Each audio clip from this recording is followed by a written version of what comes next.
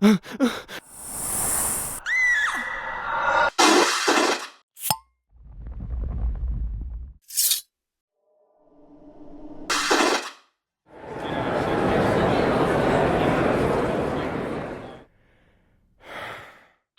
and welcome to the Supernatural Track here at Continual. I'm your host, Gail Z. Martin, and tonight we are talking about the must-watch episodes of season 15, the final season so far. We're still hoping for more, but so far the final season for our guys, and lots went on. So there's a lot to love. There's some stuff to go about, as always, but we'll talk about the good, the bad, and the ugly as we go along. But first, let's let our wonderful panelists introduce themselves, starting with Lola. My name's Lola Lariscy. I'm a writer in Florida, and I've been watching Supernatural for almost 20 years. Okay, Melissa. Hi, I'm Melissa. I've been watching since the night the pilot aired, and Kitty has been watching for the last 4 years. Anna. I've been watching Supernatural since, the first season. I took a brief break at some point mid of series and then came back with a vengeance. I've dabbled in some fanfic, and I also write queer romance, and have dabbled in a little bit of fanfic. And so, I'm thrilled to be here. Okay. And I'm Gail Z. Martin and Morgan Bryce. As Gail, I write epic and urban fantasy. As Morgan, I write urban fantasy, male paranormal romance. But all my modern day worlds are ones where Sam and Dean could walk into and feel right at home. Fell in love with the series halfway through season 11, binge watched 11 seasons in 4 months to be ready for the start of season 12, fell down the rabbit hole, and I have not been spotted or seen the light of day ever since.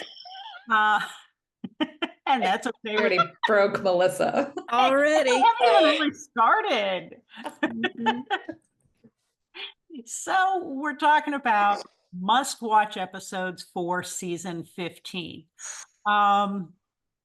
Lola, give us the first one, and let's hold those last two. We know they're must-watch episodes, so let's hold on to those for a little bit.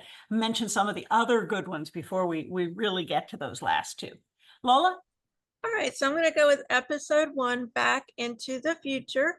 It was actually quite creepy. We got to see some of the scariest ghosts they have. I don't know about y'all, but John Wayne Gacy scares the ever living clown shoes out of me, because he was a real person and he was insane and creepy and crazy. And those kids are never going to be able to watch clowns again, if they could before, but they're definitely not going to now. And we got Bloody Mary and the Woman in White. So it's just kind of a blast of the past, hence the name Back into the Future, for the last season. Spoiler, it was the last season in case anyone didn't know. Well, and it totally validated Sam's long-running fear of clowns. I mean, Yeah. So yeah, absolutely. Melissa? Um, Oh no. I'm gonna go with Atomic Monsters. Damn it. This is I know, because I know Anna's gonna chime in. First of all, you need to watch this because Jensen directed it. It's good. It's always good to see the actors directing episodes. So this is one Jensen directed. You've got the great scene in the bunker. That opening scene in the bunker when you don't really know that it's not real. It's incredibly powerful. Stop doing that, Kitty. And then at the end, gotta look at my notes. Becky is so over Chuck. She is just so over him. And that's a really good thing to see. And it's also good to see Kitty agrees with me. It's also good to see Chuck being a whiny little hiss. Okay. Anna. Okay, so I'm going to talk a little bit more about Atomic Monsters because this is hands down my favorite episode of this whole season.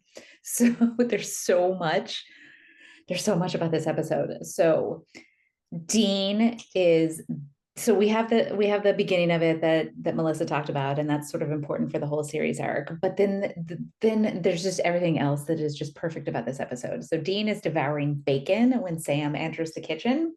He offers some to Sam, and he claims that it's the veggie bacon that Sam has been asking for. And Sam says, "Yeah, but every time I ask for it, you say," and I'm quoting, "I don't want any of that hippie Sarah McLachlan grass eater crap in the meat man's kitchen." And then he Poor says, Sarah. which by the way, for what it's worth, you got to stop calling yourself the meat man. It doesn't mean what you think it does. And Dean says, yes, it does. And you go, Yep. And we're just going to let that go. So, What does it really mean? well, so it either means a man with sort of, like the BD of the BDE, right? Or a man literally made of meat. And I mean, come on, you guys, like, I When think you it means think he it means what in it this setting, means. yeah. he beats that- meat. That. I think that's what it means. Oh, I'm sorry. That's what it means. I think that's And there exactly goes what our PG rating. There goes our PG rating. he's I a was butcher. Gail, I tried. I really tried. I'm You sorry. danced around that very gracefully, Anna. I appreciate that. Nothing wrong with those words.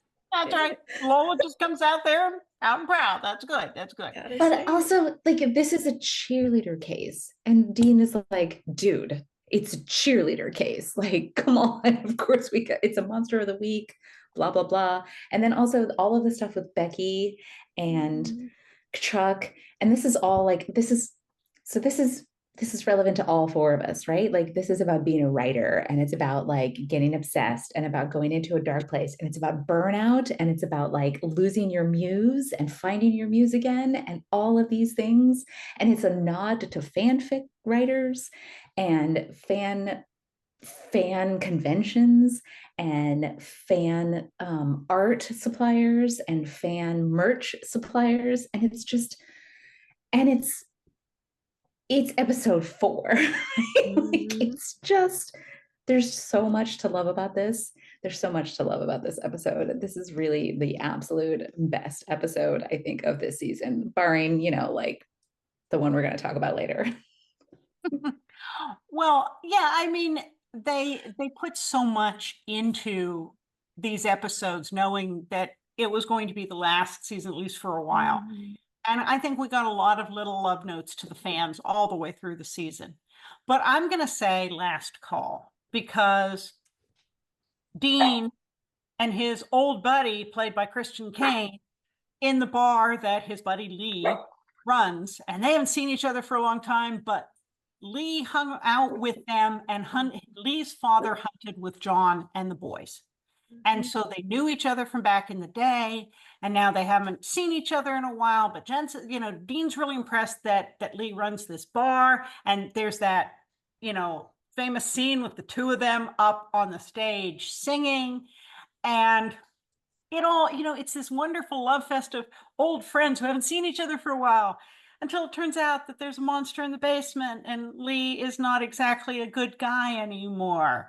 And Lee almost gets Dean killed, and Dean has to Dean kill has the I hate it when that happens with my friends. I hate it when that happens. It really does. It just There used to be 8 of us, remember? There used to be 8 of us. We had to get rid of some of them. They were keeping people in the Zoom basement. And, I know. The Things police out never loud, caught on. It's okay.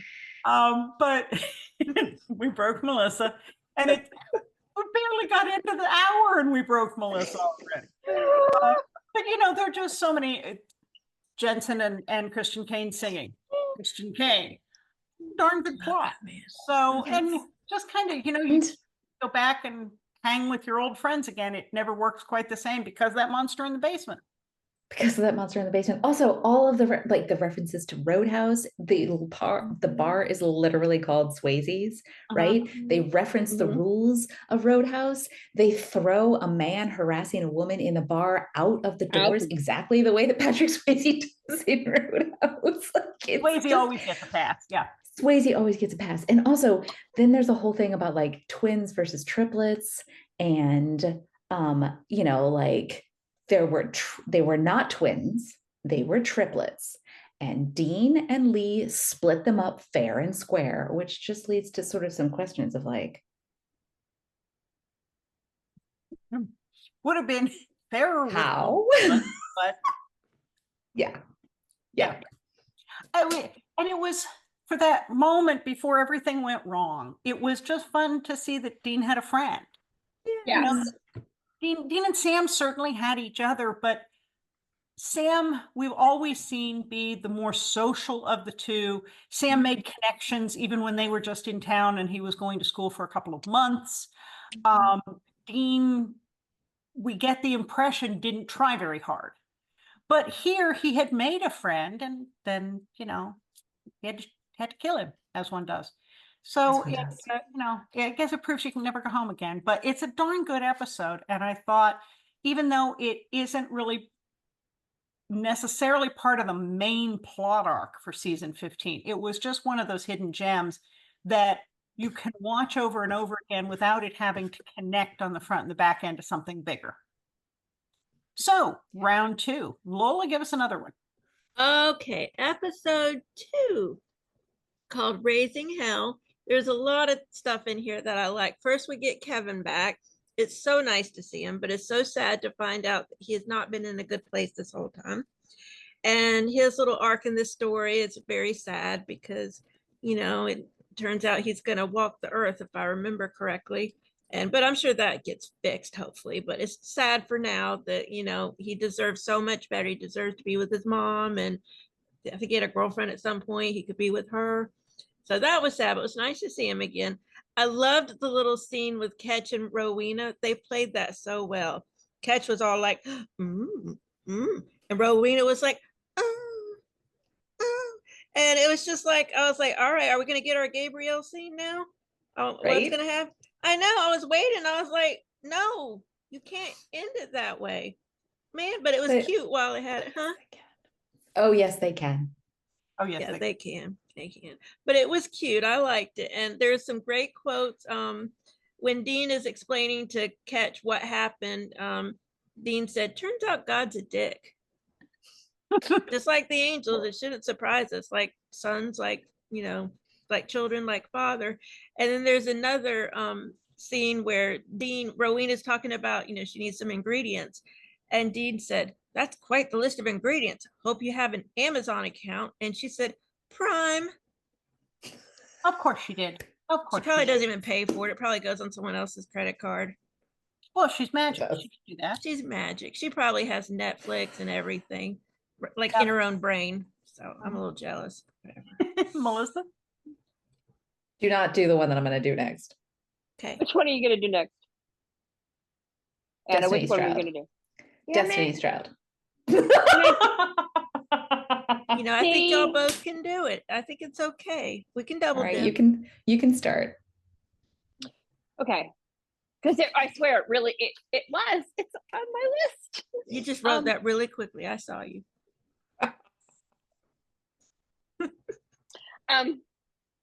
Destiny's Child, because we get the Richchesters, and I can and sometimes have watched that part of the episode with the sound off, because who cares? Because we get the guys without socks and Sam with the bun and Dean being all prissy. It's only a half bun.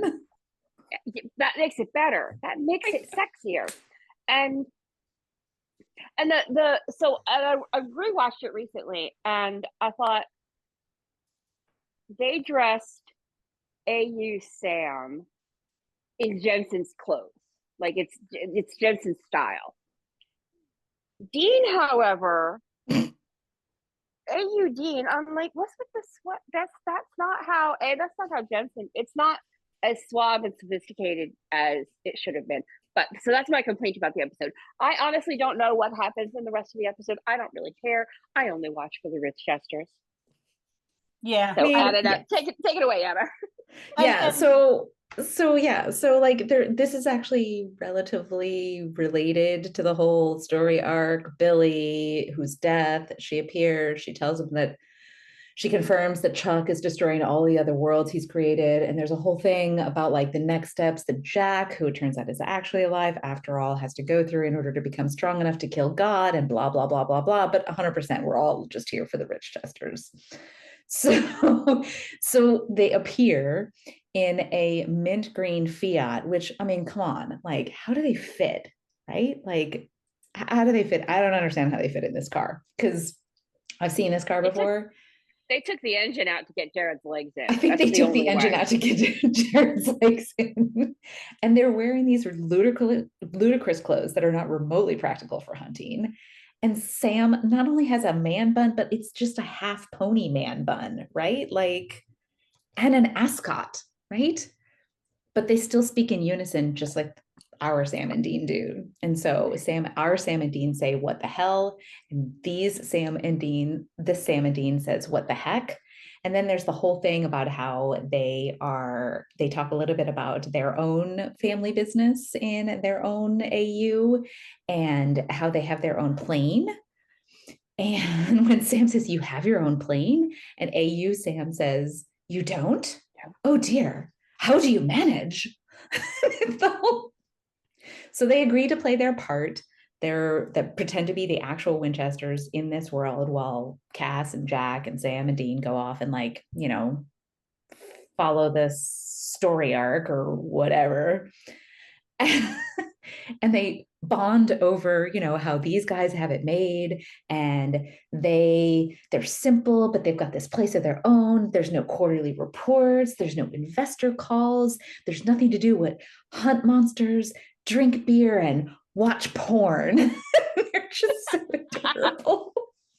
So after watching this episode a couple times, I confess that I did write a bit of fanfic, because there's a scene at the end of this episode where the Richchesters asked to drive the Impala, and Dean's like, no.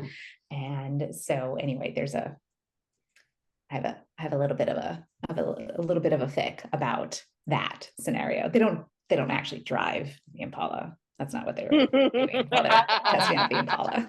They don't drive it, they just drive it home. Yeah, we get it. They just drive it home, exactly. Yeah. Yep. We needed a whole season of those four. Yeah, that would be great.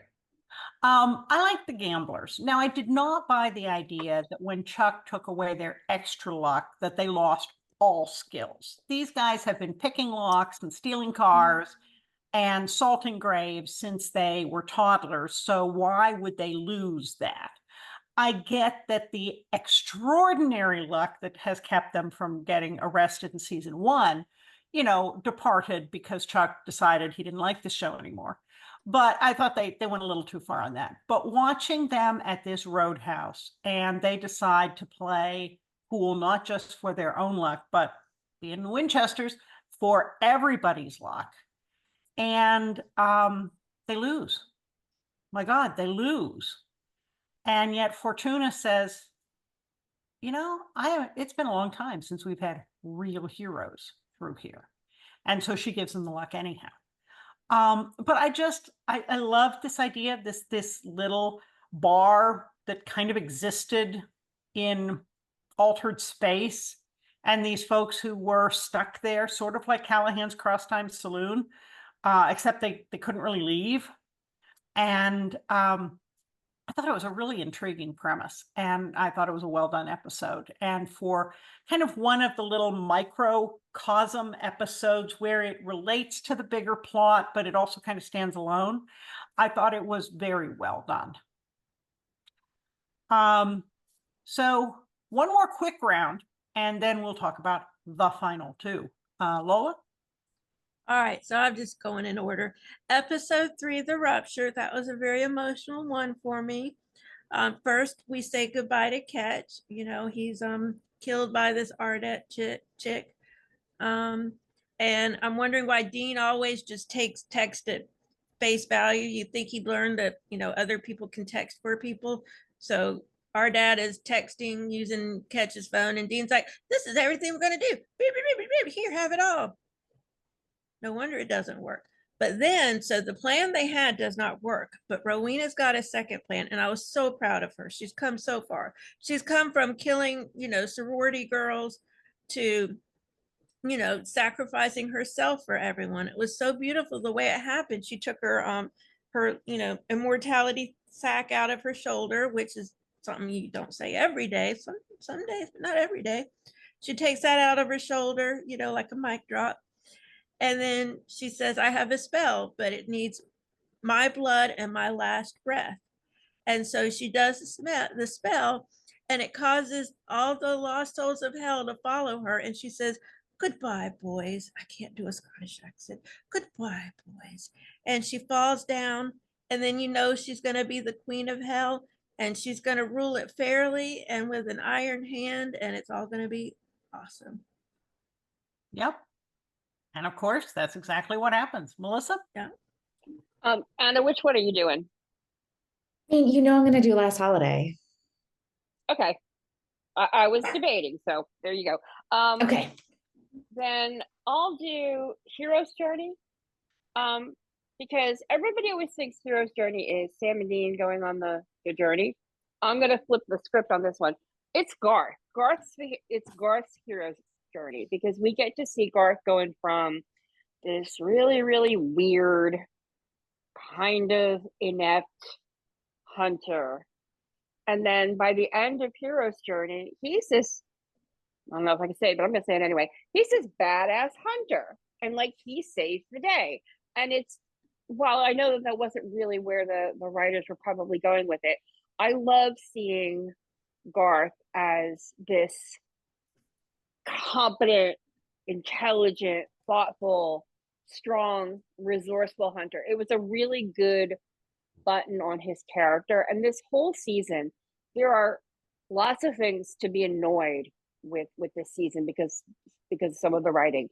But this season was a love letter to the fans, where they pulled all these characters out from, they pulled everybody back except Crowley, and gave them one more moment of screen time. And I just really love that we got to see Garth in this big hero moment. C4 all the way. Yeah. Mm-hmm. Yeah. Anna?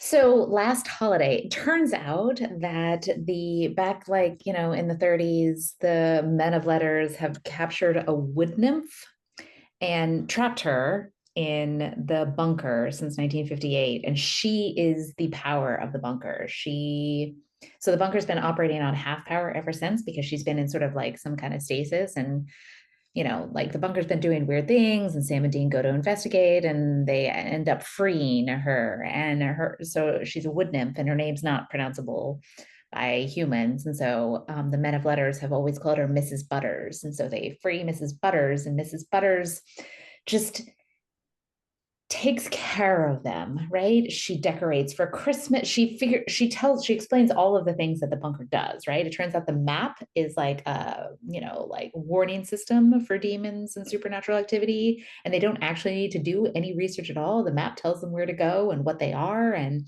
she gives them all of the information that they need, and they go off and they do their hunts, and then they come back and she's decorated for Christmas. And so they have Christmas. And then she makes them breakfast the next morning, and she packs them sack lunches when she sends them off on hunts, and they have Halloween and St. Patrick's Day and Thanksgiving and all of the holidays. I think they even celebrate Arbor Day. Like, it's all of the holidays that they've never had in their birthdays, right? Birthdays, except that because her whole role is to protect the men of letters and protect the bunker, she sees Jack as a threat. I mean, she has no chill. She was true, but she has no chill, but also Jack is not a threat, right? Like, she's not wrong about this, although both Sam and Dean are sort of like, whoa there, slow your roll, lady. So she makes Jack a smoothie that turns out to reduce his powers. And, then it becomes a whole thing about like, be careful what you wish for, and the definition of protecting from somebody who really truly believes that that's what their entire mission for. It like kind of maybe goes a little off the rails. This happens later in the season, when Dean is, just like, it gets so wedded to the mission that he ends up doing some really, really bad things. And so it's all kind of it's a bit of a meta commentary on the whole show. So they ultimately decide that since they're the ones that woke her up, and since she is going after Jack, who they don't believe is the kind of threat that Mrs. Butters believes. They're going to put her back down, and ultimately she decides that she's going to go on. And so she gets kind of like freed from having to be chained to the bunker. But in the meantime, she's like their mom, and she takes care of them, and she just makes their lives so much easier. And She's their what was the lady from Facts of Life? Mrs. yes, She's her. yes, Yes. yes, I yes. want one That's of who she those. is. I want Yes. one of those Mrs. too. Butters, Mrs. Butters, better mother than Mary Winchester ever was. I will die on that hill. You're I right. mean, Even with trying to kill their friend. even with trying to kill Jack, Yeah. you're And maybe I not wrong love, about I that. love the little touches that Jensen and Jared brought to the acting. When they first walked into the bunker and they see the Christmas tree and the train around it, and she wishes them Merry Christmas. And Jensen gets this look on his face like he's a 10-year-old boy, and he does this thing on the railing, and it's so lights up. adorable, and it's right on cue. But this is the Jensen that never got this. This is the Dean that never got this kind of. Yeah. And he Jensen does- in yeah. And Jensen Sam in the is night like, shirt. well, yeah, and Jensen in his old dead guy robe, and he like flashes Sam as he's like coming in, and yeah. But also Sam is like, yeah, I never got this. And so if you're offering this, what else are you offering? What strings come attached? Why is this? I don't trust this, because of course he doesn't trust this. Yeah. And he's right to not trust it. Dean needs it a little more than Sam.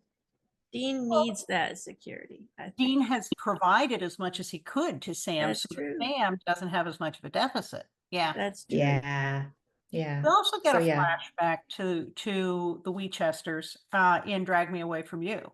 Mhm. Yes. Because we get to see Sam and Dean left in a hotel for a long time. John Winchester's parenting, and there is a real monster. There's a Strega, and it's killing kids. It almost gets Sam, because Dean, as a 14-year-old, got tired of babysitting his younger brother for one night and went out for a couple of hours to the arcade, and Sam almost gets killed by a monster, which of course, just adds to that list of Dean Winchester self-loathing.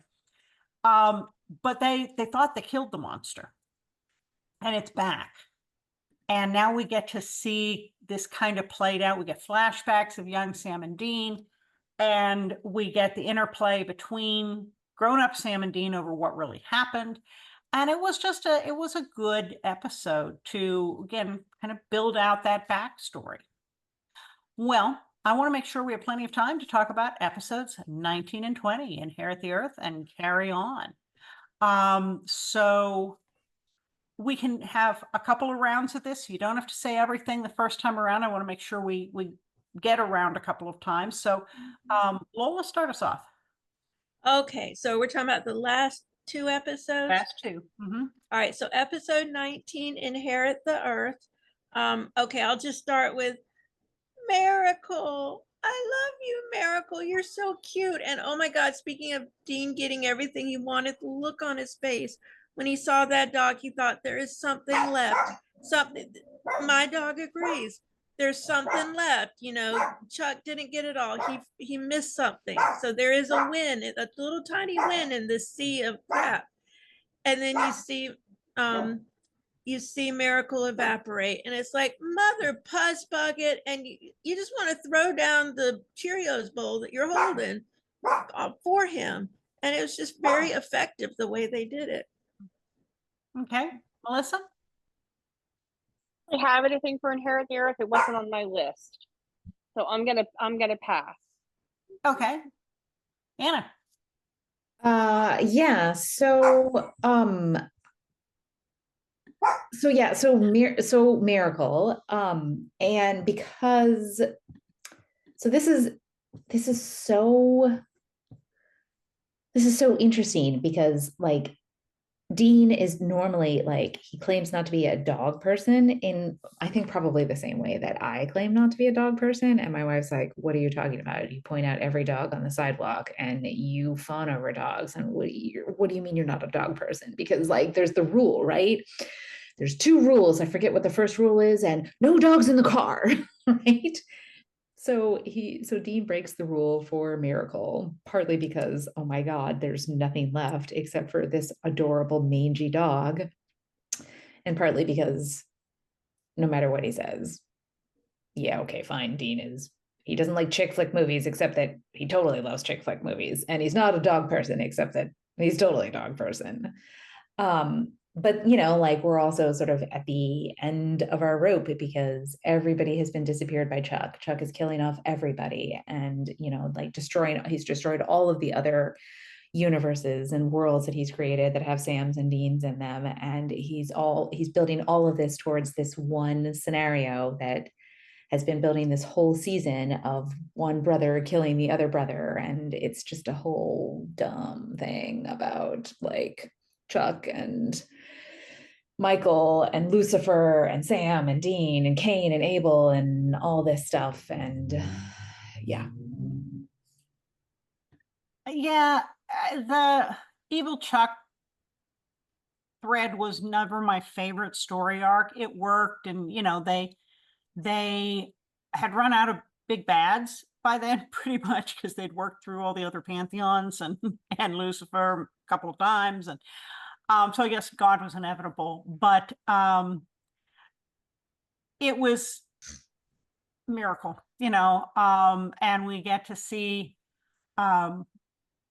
it was a great next to last episode. It kind of dealt with most of the main issues and started to wrap things up with a bow.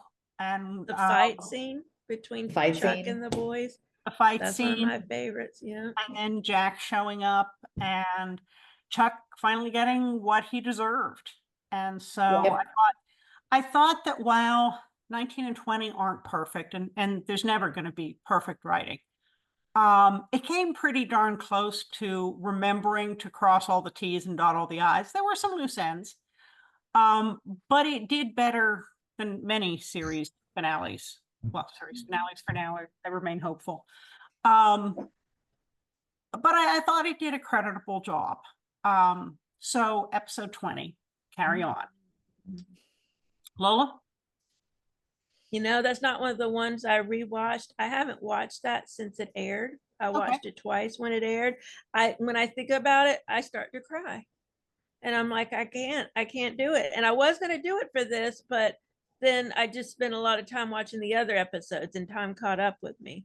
But I can say by memory that we got to see them have we think maybe 5 years, judging by Miracle's age, maybe they had like 5 years of just happiness, just going out doing hunter things with their hunter dog and just having a nice time.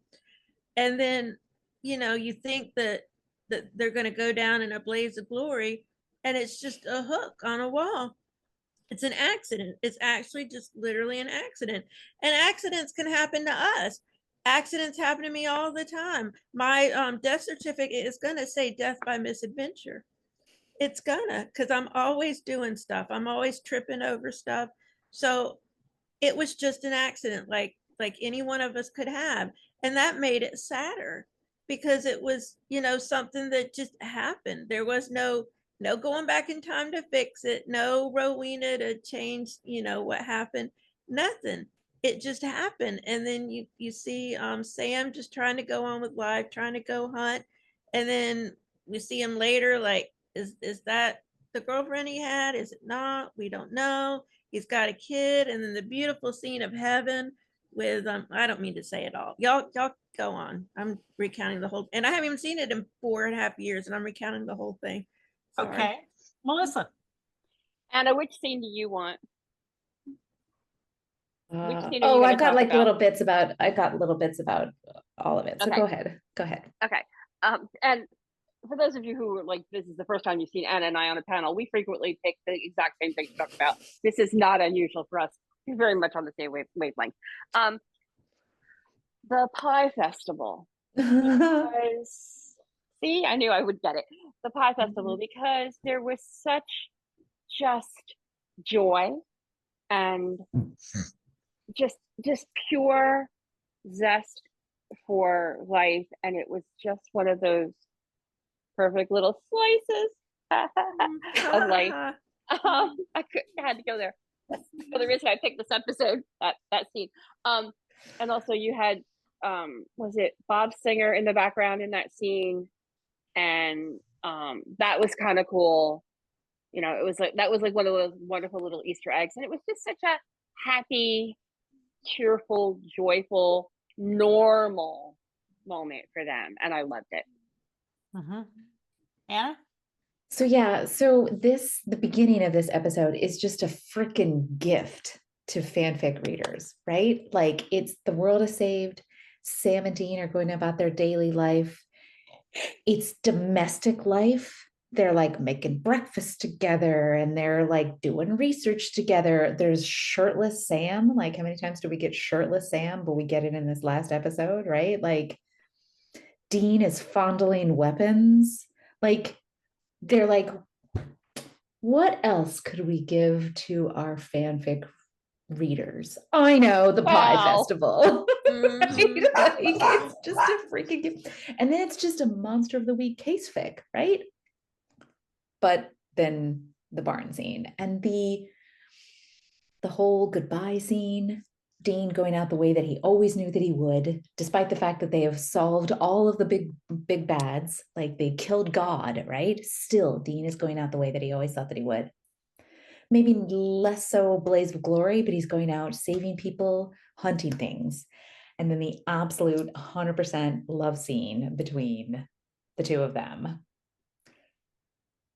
And then we get Dean in heaven. Bobby's waiting for him. His parents are waiting for him.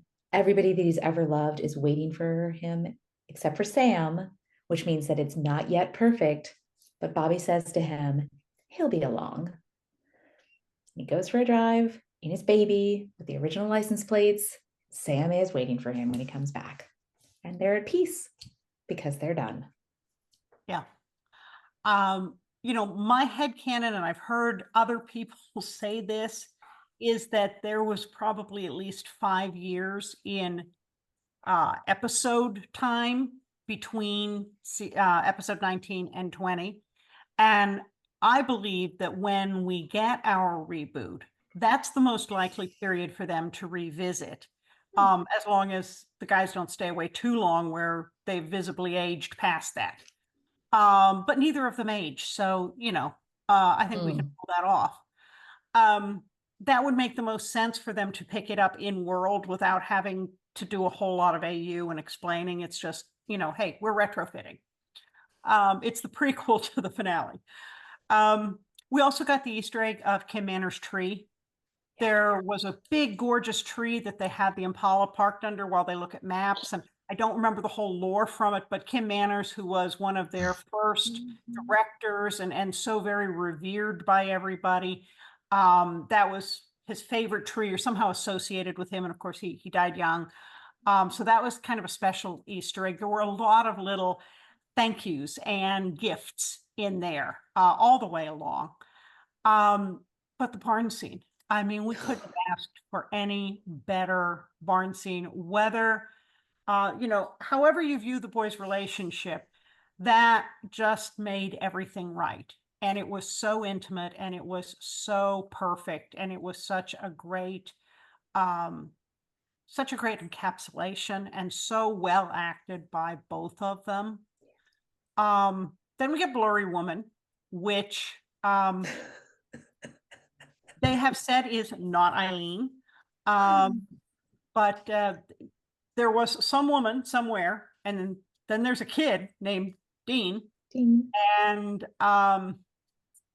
you know, we now know that the Winchesters go on. So I was very sorry to see the series come to an end for now. I remain hopeful. They're still talking about a reboot. As long as they're still talking about it, I don't think they would lead the fans on if they didn't intend it to. Now, the world can throw you curveballs. They might not get there. But I do believe them when they say that's their intention. And I hope it happens. But for parking the show for an unspecified period of time, I think this was certainly the best way they could have gone. And it didn't get canceled and left hanging. We didn't get left with a whole lot of, yes, there were some loose threads they didn't go back to, but for the most part, they tied everything up with a bow.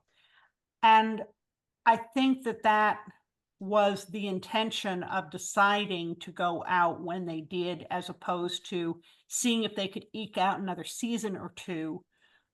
Because behind the scenes, they had to know that the network was being sold and there was turmoil. And if they had just gotten chopped, we wouldn't have had that finale. And they worked so hard toward that. So sad as it was, I think it was the right decision to end the series on their own timing. I think that like I don't, so I know that they were stymied by the pandemic because this is being filmed in 2020, right? And Yeah. so like the filming got stalled Second for a half, period yeah. of time. And so, and I think that they were going to do different things. I think that their plan was that they were going to bring a lot back, bring a lot more people back than they were able to do so because of the pandemic. And I gotta say, I don't know, right? We'll never know what it would have been like if they had been able to do what they originally planned that they couldn't do because of the pandemic. But I think that because they were forced to sort of narrow it down to Sam and Dean, they were forced to do that. I think that that was the right outcome, right? Because the show started with such a small cast, with such a focus, such a laser focus on these two characters and their relationship with each other, and you know how their relationship with each other was impacted by the very, very secondary people around them in their lives, that I'm glad almost that they were forced to end it in the same way. I thought The it was end- perfect. Huh? Go ahead, Lola. I was just going to say, I liked it too. I thought it was perfect because, as you said before, you know, there's peace because they're done. If there were a lot of people there, there would have been a lot of noise and a lot of, you know, just a lot of busyness. But with it just being them and Bobby, it was quiet and peaceful, something they've never known. And it kind of gave us a quiet peacefulness to end it with. It was a denouement. And I think it worked better. I love that they didn't get to do the Roadhouse the way they wanted to. I absolutely love it. I love it because Fricky hated the Roadhouse. So not having that was like, to me, a nod to him. And also they just didn't need it. And I love that it was Bobby there and not John, because they could have brought John back. Right. I know that JDM was busy filming stuff.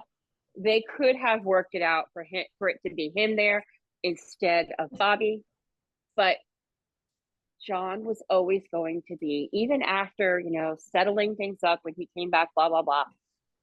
John was always going to be a source of angst for Dean and a source of not being good enough, versus Bobby loved him unconditionally, and Dean and everybody knew it, right? Bobby's love was unconditional. Bobby's love wasn't based on them being good hunters or some sort of perfect daddy's perfect soldier.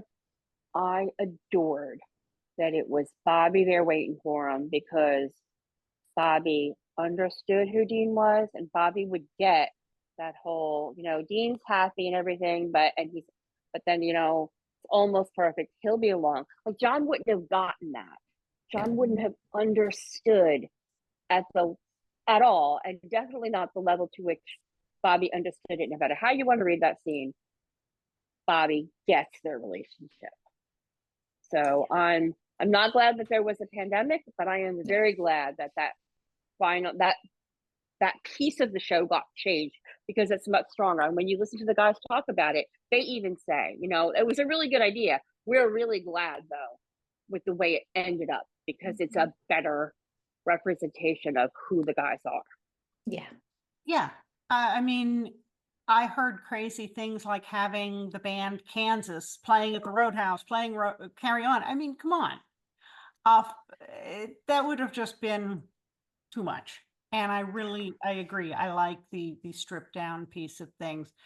And we got closure, and that's what we needed. I thought it was really genius that the brood of vampires that end up killing Dean were connected to the vampire they let get away all the way back in Mm. season 1, because sometimes, a good deed never goes unpunished. And while there were vampires that did, stick with animal blood, didn't kill people, this was one who went off the tracks. And that was just such a lovely little, they could have picked, they didn't have to link it back. They didn't have to pick up that. She could have been No. any, but the fact that they cared enough and that they knew their own show well enough, sometimes there's some episodes where fans are going, did the writers ever watch this show before they wrote an episode? I don't think they ever saw the series. This one, we definitely had the feeling that this was a love letter, like Melissa said, and it was they cared and they got the details right. And I hope it's not the end we see. I think we will see more. Both boys have talked about it at many conventions, and if it's within their power to do it, I don't think they would keep talking about it and lead the fans on if it was a dead deal. Recently, Jared has said one more season. He said that in a recent con, maybe not San Francisco, maybe the con before that he was talking about. And he said, yeah, we would like to do one more season.